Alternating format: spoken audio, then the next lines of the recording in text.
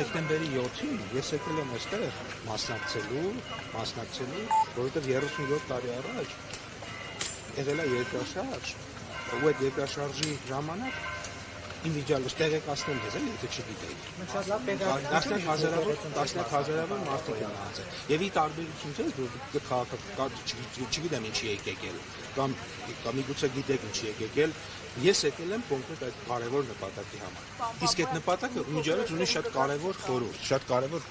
Ինչի է այդքան մարդ մահացել 88 թվականի դեկտեմբերի 7-ին, չէ՞ որ այդ ուժգնության երկրաշարժեր կամ մոտավորապես այդպիսի երկրաշարժեր աշխարհի շատ երկրներում ա լինում եւ այդպիսի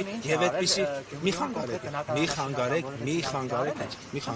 խանգարեք թողեք։ Իսկ ինչու է այդքան մարդ մահացել։ Շատ պարզ պատճառով, դա կոռուպցիան է, որովհետեւ երբ որ դու շենք կառուցելուց ցեմենտը գողանում ես, շենք կառուցելուց մետաղը գողանում ես, դրա պատասխանը տալիս է ժողովուրդը։ Հետևաբար սա երկրաշարժի ամենամեծ ես միշտ էլ ասում եմ ինչ որ ես եմ ուզում։ Ուրեմն հետևաբար այդպիսի պետություն չունենալու համար եւ այդպիսի փորձանքների մեջ չընկնելու համար ցանկացած պարագայում պետք է գնալ եւ կոռումպացված համակարգերին մերժել, որովհետեւ կոռումպացված համակարգերի արդյունքը դա 88 թվականի դեկտեմբերի 7-ի Գյումրին է, դա 88 թվականի որովհետեւ բնակարան չի կառուցվել։ Ուրեմն մեր իշխանությունը միայն էկոնոմիկայի նախարարության զարգացման ծրագրերով Գյումրիում մի քանի տասնյակ միլիոն դոլարի ներդրում արել, այլ ծրագրերով տարածքային կառավարման եւս այս Գյումրու շատրվանը, բոլոր այս փողոցները բարեկարգված, բաները բնակարանաշինական կոնկրետների մասին եմ հարցնում եւ առաջիկա տարիների եւս բազմաթիվ միլիոնավոր դոլարների ներդրումներ են կանելու եւ մասնավորի հետ միասին ես կարծում եմ որ առաջիկա 5 տարում կարող եք մինչեւ 100 միլիոն դոլարի ներդրումներ անել Գյումրիում, որի արդյունքում բնականաբար Գյումրիում էականորեն ոչ այս դրական փոխված տեսքը էլ ավելի կփոխվի եւ նաեւ խաղաղության օրակարգի հետ զուգահեռ մենք տեսնում ենք որ զբոսաշրջիկների քանակը Հայաստանում ռեկորդային աճ է արձանագրում, հետեւաբար ես կարծում եմ որ առաջիկա տարիներին էլ ավելի շատ զբոսաշրջիկներ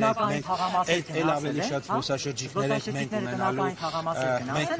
մենք էլ ավելի շատ զբոսաշրջիկներ ենք ունենալու եւ բնականաբար դուք եղել եք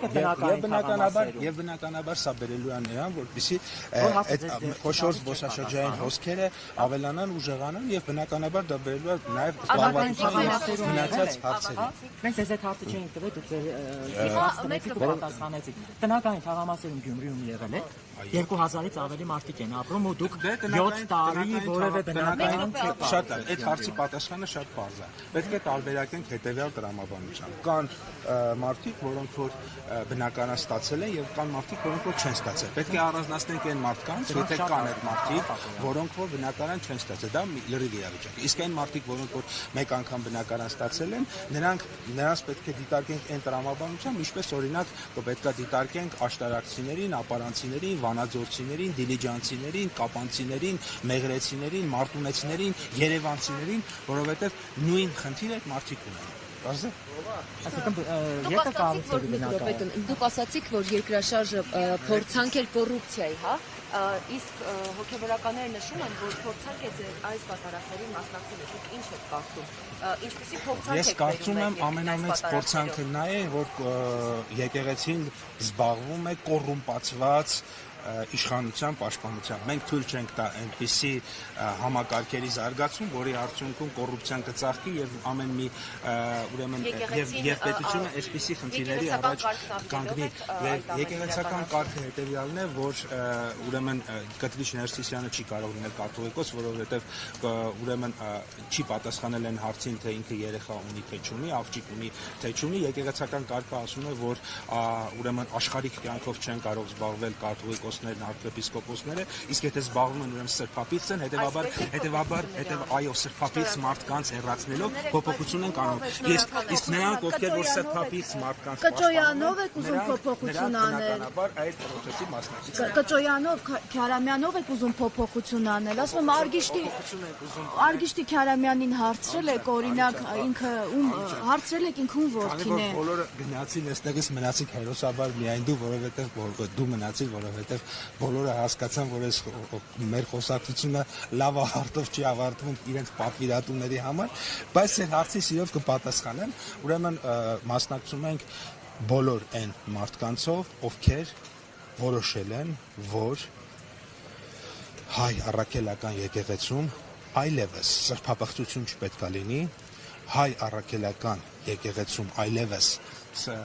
չպետք է լինի կանոնագիրքը խախտած մարդիկ եւ բնականաբար հայ առաքելական եկեղեցին պետք է մաքրագործվի եւ բոլորս